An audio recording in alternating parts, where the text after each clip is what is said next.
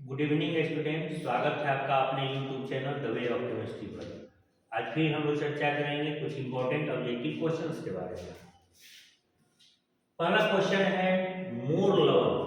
उच्चार लिखते तो मोहर है लेकिन पढ़ते मोर है। मोर लवण अर्थात मोर सॉल्ट का सूत्र है। ध्यान देंगे, मोर लवण का सूत्र होता है AgSO4 H4 2SO4 6H2O। यह एक प्रकार का डबल साल्ट अर्थात द्विक लवण का भी उदाहरण है। अगला क्वेश्चन है सबसे पहला ज्ञात समन्वयक यौगिक निम्न में से कौन सा था। सबसे पहला ज्ञात समन्वयक यौगिक था प्रूसियन ब्लू।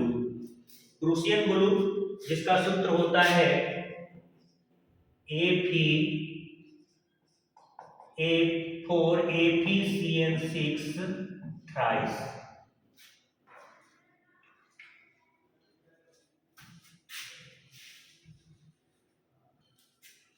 इसके बाद अगला क्वेश्चन है डाई एथिल ईथर की HI के आधिक्य से क्रिया का उत्पाद है। डाई इथाइल ईथर की जब हम लोग HI की अधिकता में विक्रिया कराते हैं तो जो मुख्य प्रतिफल बनता है वो इथाइल आयोडाइड होता है C2H5I। अगला क्वेश्चन है ईथर अणु में COC कोण का मान कितना होता है, क्या मान होता है। उत्तर है 111.7 डिग्री। इससे संबंधित भी एक क्वेश्चन है, रीजनिंग का एक क्वेश्चन है जो कभी पूछता है कि समान एल्काइल समूह होने पर भी ईथर में द्विध्रुव आघूर्ण होता है क्यों। इस सवाल का उत्तर है कि ईथर में बंधन कोण का मान 111.7 डिग्री होता है और यही कारण है कि समान एल्काइल समूह होने के बावजूद भी ईथर में द्विध्रुव आघूर्ण हो जाता है।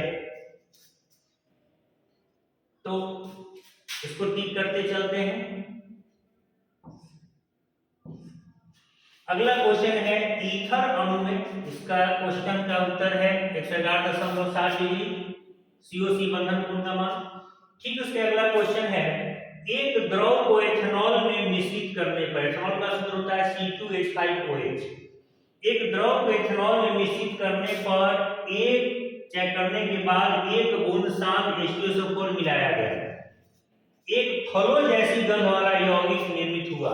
तो जो प्रारंभिक द्रव था वो कौन सा था। ध्यान देंगे, जब हम लोग किसी कार्बोक्सिलिक एसिड का अभिक्रिया किसी अल्कोहल से कराते हैं तो एस्टर बनता है और एस्टर की गंध फल या फूल की तरह होती है। एथेनॉल को अर्थात अल्कोहल को जब एसिड के साथ मिलाएंगे उत्तर होगा एसिटिक एसिड। अगला क्वेश्चन है नाइट्रो समूह का बेंजीन वलय पर प्रभाव होता है। जब नाइट्रो समूह बेंजीन वलय पर क्रिया के द्वारा या किसी रिएक्शन में भाग लेता है या मौजूद होता है तो उसका प्रभाव निष्क्रियकारी होता है।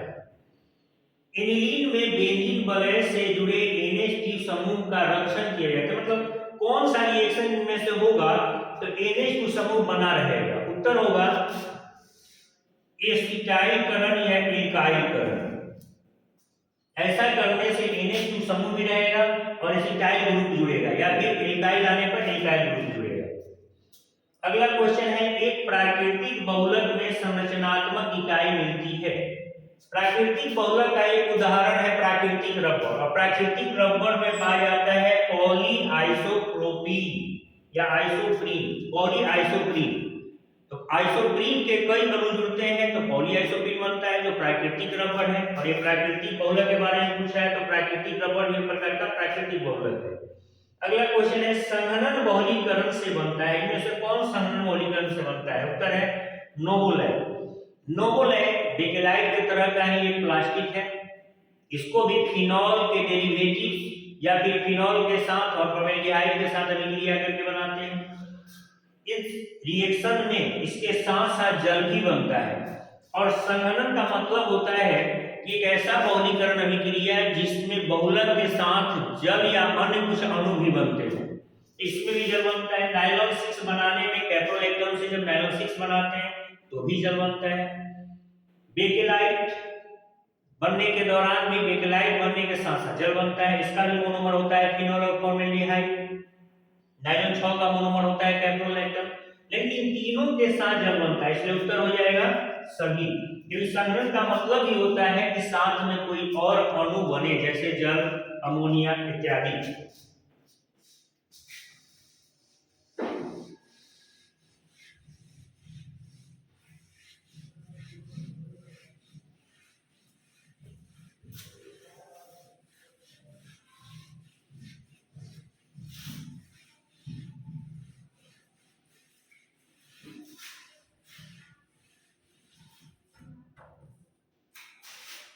अगला क्वेश्चन है, मोलरता से आप क्या समझते हैं?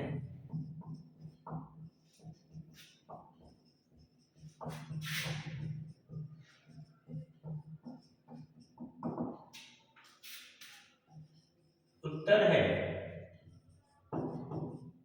प्रति लीटर बिलियन में मौजूद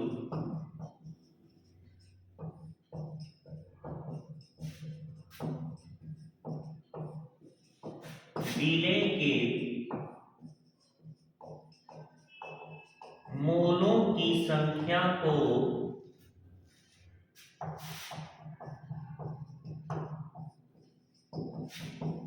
मोलरता अर्थात मोलारिटी कहते हैं।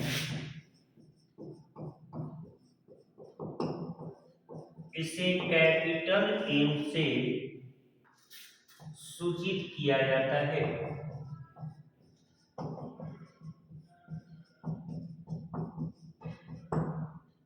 मोलरता बराबर होता है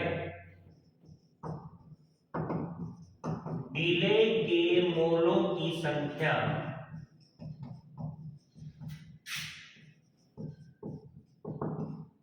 बटा बिलियन का आयतन लीटर में।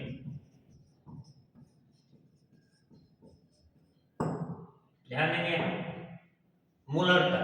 मोलरता के साथ साथ एक और क्वेश्चन पूछा जाता है मोलरता के संबंध में। तो अगला क्वेश्चन है, मोलरता से आप क्या समझते हैं? थोड़ा सा आंशिक अंतर है परिभाषा में भी और आंशिक अंतर है क्वेश्चन में भी। अब यहां हो जाएगा प्रति किलोग्राम विलायक में मौजूद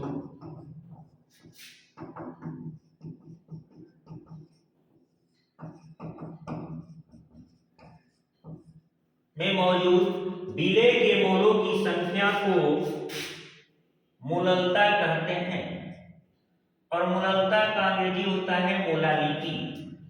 इसे स्मॉल एम से सूचित किया जाता है।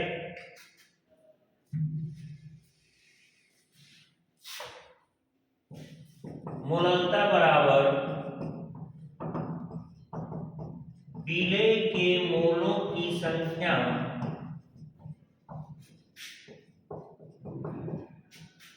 बटा विलायक का द्रव्यमान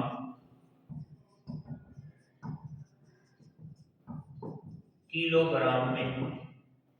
ध्यान देंगे प्रति लीटर बिलियन में मौजूद विलेय के मोलों की संख्या को मोलरता कहते हैं और प्रति किलोग्राम विलायक में मौजूद विलेय के मोलों की संख्या को मोलरता कहते हैं। एक और अंतर है, मोलरता को जहां कैपिटल एम से सूचित करते हैं वहीं मोलरता को स्मॉल एम से सूचित करते हैं। और एक सबसे बड़ी जो बात है वो ये कि मोलरता ताप द्वारा प्रभावित नहीं होता है। ये चीज ऑब्जेक्टिव में भी पूछा जाता है।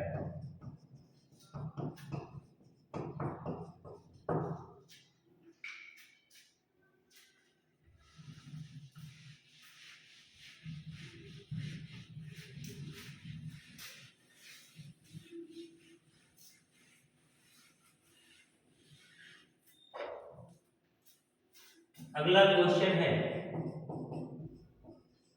अनुक्ता और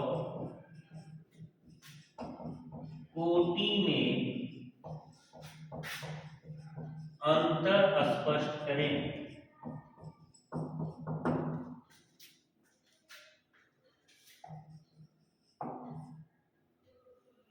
अनुक्ता को मोलिकुलरिटी कहते हैं और कोटि को ऑर्डर ऑफ रिएक्शन कहते हैं। तो अनुक्ता और कोटि में प्रमुख अंतर निम्न प्रकार से हम लोग एक सारणी बना लेंगे। सारणी के बाईं ओर अनुक्ता अर्थात मोलिकुलरिटी और दाईं ओर कोटि अर्थात ऑर्डर। अब पहला पॉइंट में आते हैं। सबसे पहला पॉइंट परिभाषा की बात करते हैं। किसी संतुलित रासायनिक समीकरण में अभिकारकों के मोलों के योगफल को अनुक्ता करते हैं। उदाहरण के तौर पर H2 + Cl2 2HCl यह एक संतुलित अभिक्रिया है। इसकी अनुक्ता का मान होगा अभिकारक के मोल का योगफल अर्थात 1 और 1 2। इसकी परिभाषा कहते हैं किसी संतुलित वेग समीकरण में अभिकारकों के सांद्रण के घात के योगफल को कोटि कहते हैं। यदि वेग समीकरण इस प्रकार से हो r बराबर k a के पावर n b के पावर n तो कोटि बराबर m + n अर्थात घात का योगफल।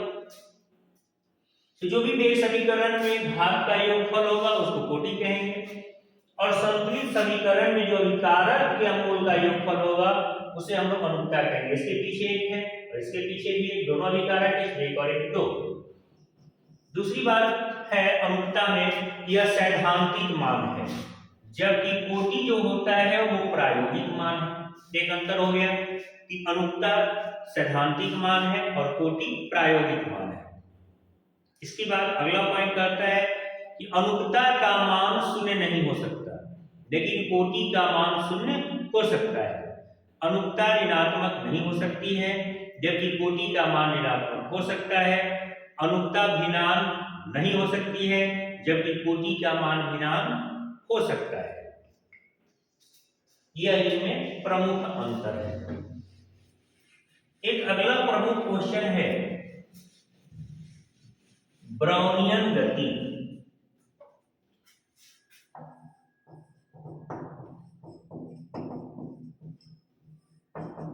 ब्राउनियन मूवमेंट और ब्राउनियन गति का संबंध कोलाइडी विलियम से होता है। तो क्वेश्चन है ब्राउनियन गति क्या है या ब्राउनियन गति पर टिप्पणी दें। आंसर है कोलाइडी विलियम के कण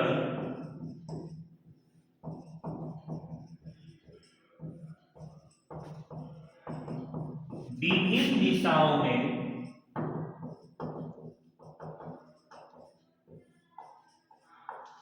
निरंतर गति करते हैं।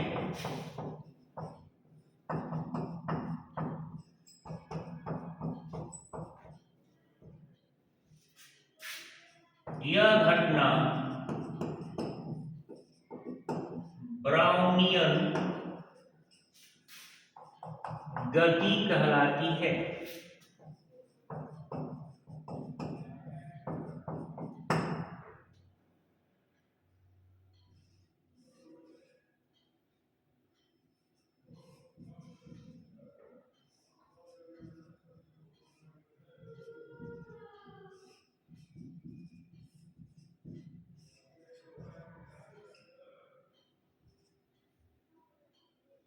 सर्वप्रथम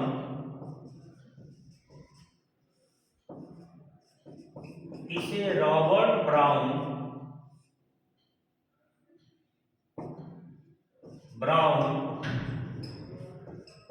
ने पोलैंड कणों के साथ जल में प्राप्त किया था। घटना 1827 ईस्वी की है, अतः इसे ब्राउनियन गति कहते हैं।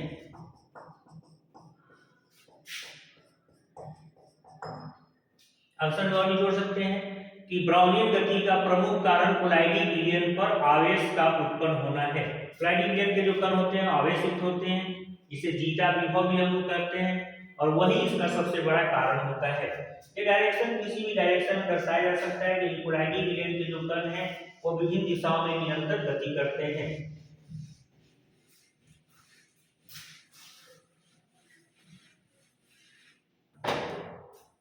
एक छोटा सा सवाल और पूछा जाता है शॉर्ट क्वेश्चन में, टिंडल प्रभाव क्या है?